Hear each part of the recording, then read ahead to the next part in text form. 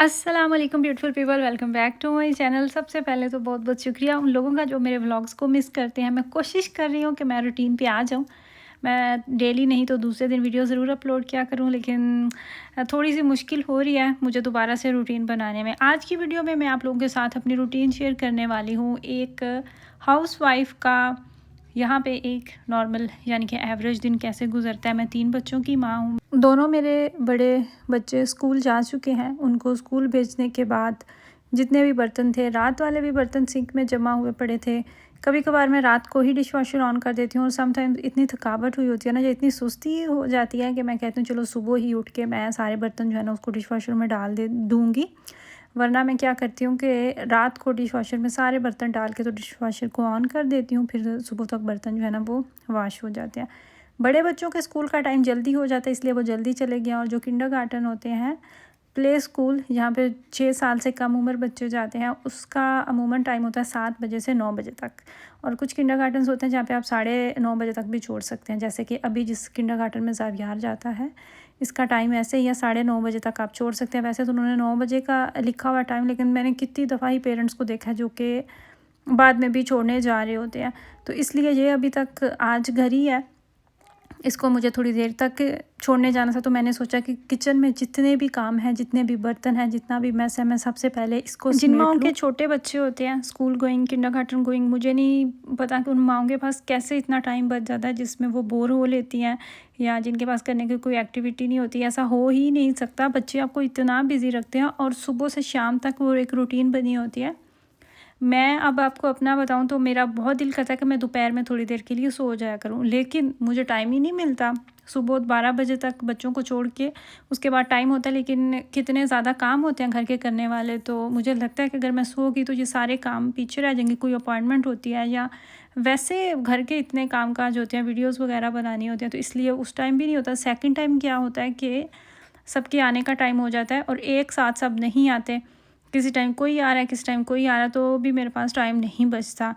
Bore होने का ताल्लुक़ मेरे ख़्याल से ना बच्चों के साथ है, ना ज़िम्मेदारियों के साथ है, ना ही बिज़ी होने के साथ है।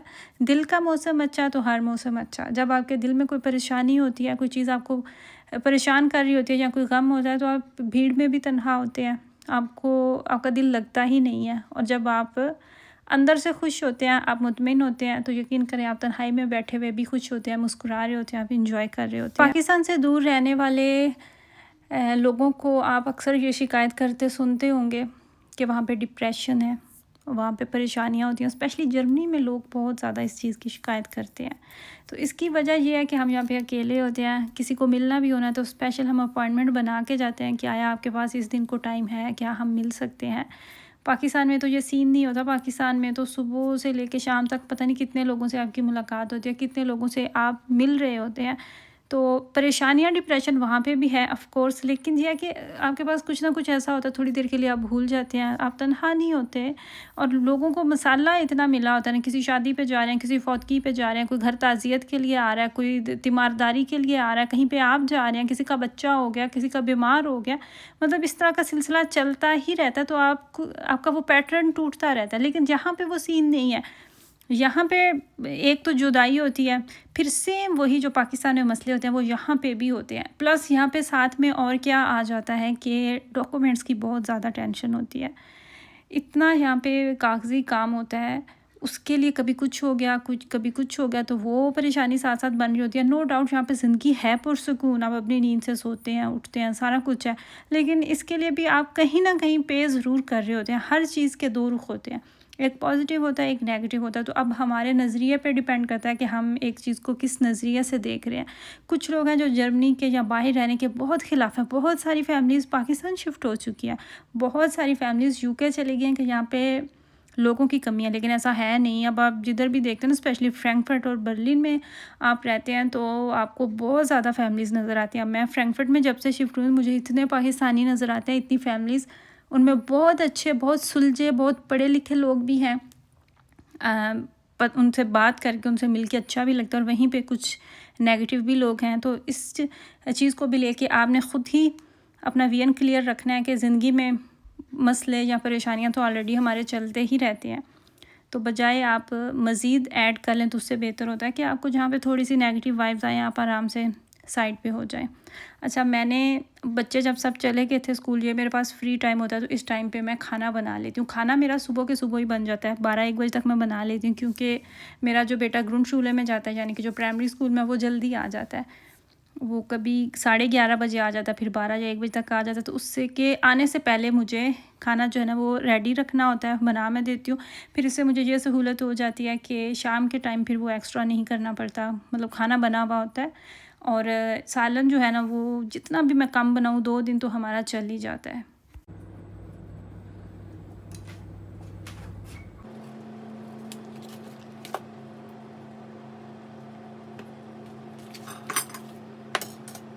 आप लोगों ने यकीनन ये चीज़ नोट की होगी कि पाकिस्तान में रहने वाले लोगों की निस्बत जो पाकिस्तान से बाहर होते हैं, अब्रॉड में जो लोग होते हैं, वो ज़्यादा एक्टिव होते हैं सोशल मीडिया पे।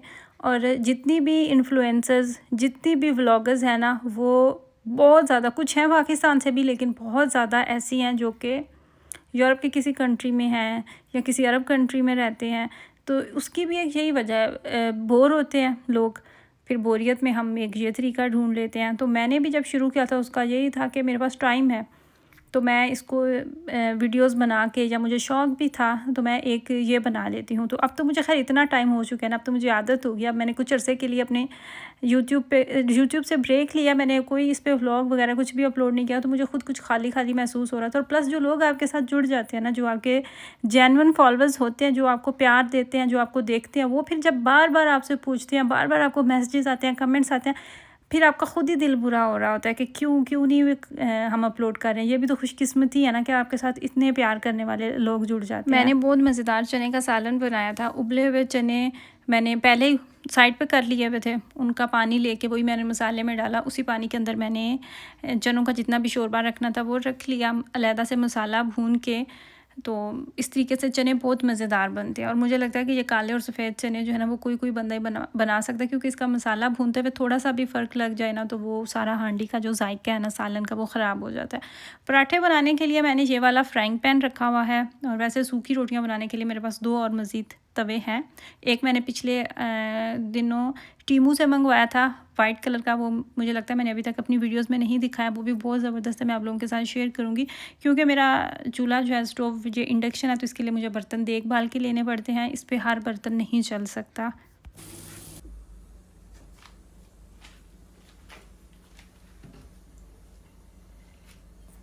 मेरा बेटा स्कूल से वापस आ चुका था, 12 बज रहे थे, तो मैंने खाना बना के रख दिया था। अभी तक वो वॉशरूम में था, जब तक वो हाथ वगैरह धो के कपड़े चेंज करके फ्रेश होकर नीचे आता तो मैंने उसका खाना डाल के रख दिया। आई होप कि आपको मेरी वीडियो अच्छी लगी हो।